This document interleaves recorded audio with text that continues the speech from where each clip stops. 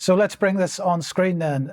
Brexit without the exit. This is the Blenheim Palace event yesterday where all the European leaders came over, plus Zelensky, to meet with the new Prime Minister of the UK, Keir Starmer. And this is under the auspices of the European political community. Now, we'll talk about that in a little second, but just let's have a look at some clips of Keir Starmer here. First of all, on the topic of Ukraine. We've had a very successful and productive summit, I'm pleased to report, bringing together 46 European leaders, including President Zelensky, who addressed the plenary this morning, as I think you know. We discussed once again our commitment to stand with Ukraine, a very important commitment made again today, including supporting their energy needs ahead of winter, so getting ahead of this winter. Now, he didn't explain why they needed to support Ukraine's energy needs, but we were talking about this a few days ago. Let's bring this back on screen. This is AFP tweeting out that Zelensky has said that solar panels need to be installed in Ukraine's hospitals and schools following a wave of Russian strikes in power plants. And they quote him saying, solar panels, smart meters and energy storage units must appear in every school and hospital as soon as possible. And basically, the Russians have been targeting Ukrainian infrastructure, energy infrastructure, to the point that they are getting very close to not having sufficient for their winter needs if they aren't already at that stage. So it's interesting that Starmer decided to acknowledge that during his opening remarks, and clearly continuing with the sort of Ukraine support narrative. He went on to say this. Now, we need to be clear. Ukraine is fighting not just for the Ukrainian people, though of course it is, but for the European people, for freedom, democracy and the rule of law. And our security therefore starts in Ukraine. So this shouldn't be surprising. Our security starts in Ukraine. And of course, he's banging the same old drum about the rule of law and so on, while he continues to ignore the rule of law in so many aspects of life. He went on to talk about the connections with Europe, or our relationship with Europe, and congratulated Ursula von der Leyen. It's not just a good idea to work with our partners. It's essential. And I said on the steps of Downing Street that I would govern for the whole country, including those who didn't vote for us. And I meant it. We can only make progress on the issues that so many people care about, like illegal migration and national security, if we have the maturity and leadership to reach out a hand to our European friends. And I want to congratulate Ursula von der Leyen for her re-election today as President of the European Commission. So Ursula in place now. So we now have a war leader in the European Commission, and we have our war leader in the UK. Remains to be seen who the war leader is going to be in the United States, but I think we probably know who that's going to be. But the thing is here, what is this European political community, and what has this got to do with Brexit? He's saying that he's governing for everyone in the UK, but he's clearly not governing for people who wanted Brexit. That was the decision of the UK, because we are in the process of reversing Brexit. So let's just look at the House of Commons library here. This is what they said from October 2022. What is the European political community? And well, here are the key points. The original proposal came from Emmanuel Macron. There was a parallel proposal from others within the European community itself, but Emmanuel Macron's idea was moved ahead with. It was agreed to by Liz Truss. And so this policy of bringing the UK into this new grouping called the European Political Community began with the Tories. It's being continued with Labour. And so nothing changes here for the Prime Minister who claimed that his election was all about change. And so this is all about strengthening the links between EU member states and non-EU member states who share the same European values. This is about bringing the UK back into the European Union in so many practical ways, while claiming to respect the wishes of the people who voted for Brexit. So by not bringing us back into some new treaty, but by just bringing us into this little organization, which will basically make a bunch of agreements over the next number of years, we will end up in the major infrastructure of Europe again. Well, we'll see what it is that they're talking about in a second. But I just thought we should play this clip just to remind ourselves what this is all about. Just when I thought I was out, they pulled me back in. Right, so it's not really a joke, but I thought that we should lighten the mood slightly there. But my question here is, and some people will object to this question perhaps, but my question here is that just at the time that Keir Starmer is bringing us back into the European Union, where's Nigel Farage? And of course, he isn't in the country. Now, this is typical of Nigel Farage and his history, and we can talk about that a little bit more in extra. He has not, he's got to a point and then he's decided job done, don't need to do anymore. Really, this is one of the key meetings right at the very beginning of the Starmer regime, and he's nowhere to be seen because he's in the United States supporting Trump. Now, let's listen to another comment from Starmer and see where this is taking us.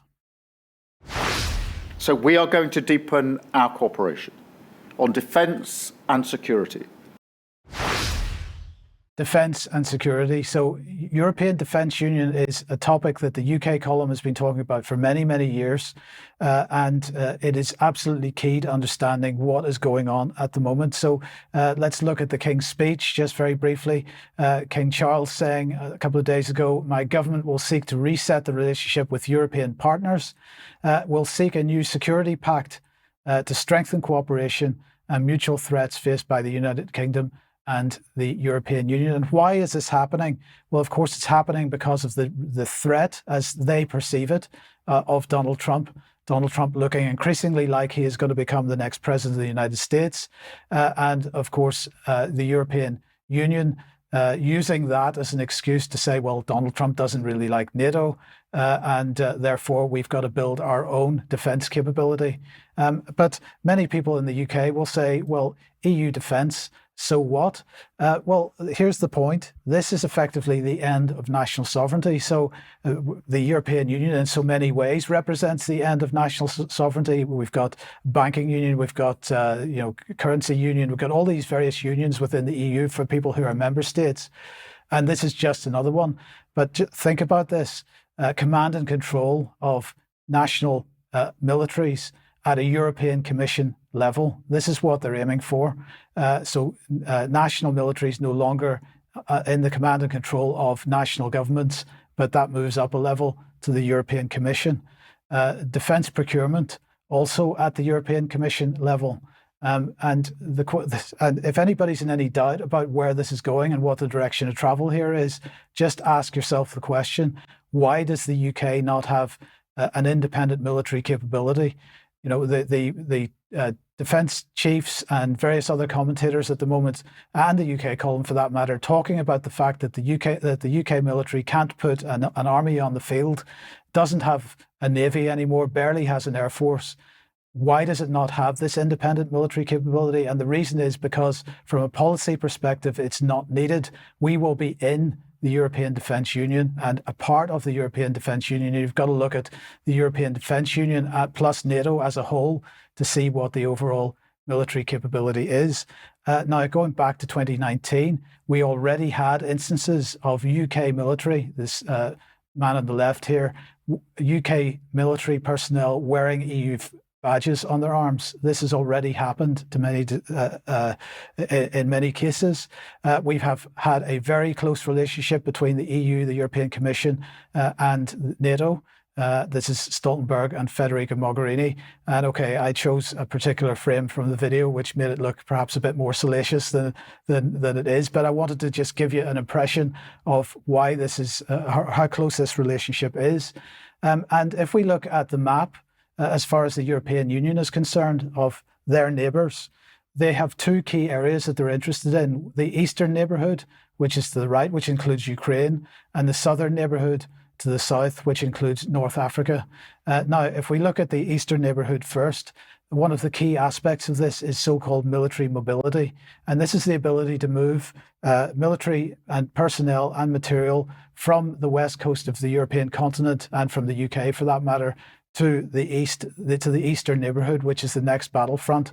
This is the map that they produced for it. And if we just look at the text from 2019, 22 member states that you can see on screen, and you'll notice the UK not listed in that.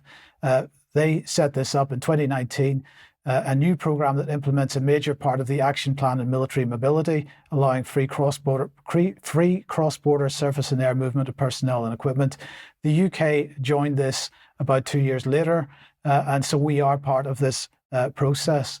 And then if we look at the southern neighbourhood, North Africa in particular, well, we see in orange there the northern African countries like Algeria and Libya and so on. But actually, this is the area that they're particularly interested in. And so just to reinforce this, I'm going to play a little bit of video again. You've seen it before, but I think it's important that we keep reminding ourselves of this. This is Ursula von der Leyen and Tony Blair from different aspects of the Munich Security Conference in 2018, I believe, talking about European Defence Union. First of all, our collective defence, we are ironclad committed to NATO. NATO of 29, that is collective defence Article 5. But there are problems and issues where I do not see NATO, but Europe has to be able to act. That though this transatlantic alliance with America is extremely important and we need to maintain it, the best partnership is a partnership where we have our own capabilities that are also strong. I was talking about Africa. This is not a typical place for NATO. We are very committed to NATO in other places, but Africa is a place where we need to be able to act as Europeans. For example, one of the things that my institute does is work in Africa, and at the moment we're particularly focused on the Sahel group of countries. That's that band of countries across the north part of sub-Saharan Africa, where you've got exploding populations, dire poverty, radicalization and extremism. We may well face the next wave of migration and extremism from those countries. It makes perfect sense for Europe to have the military capability to help those countries with their security. And for that, we created the European Defence Union, right, to have a comprehensive approach with diplomacy, economic development, and the military means.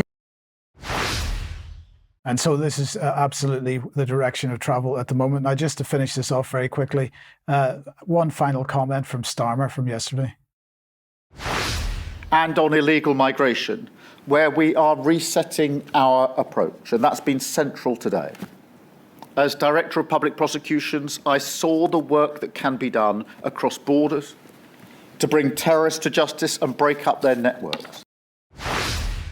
And as the focus continuing to be on illegal migration, which, as we talked about on Wednesday's programme, is a very small part of the problem. This is diversionary. Ignore the major part of the immigration issue and focus on the illegal immigration. And then he talks about the DPP. And I just want to put this up from Skwawkbox. Starmer didn't know sub-postmasters, wasn't involved on Savile. What did he do as DPP? I think these are very good questions, and questions we can continue to need to ask and have answered. So that's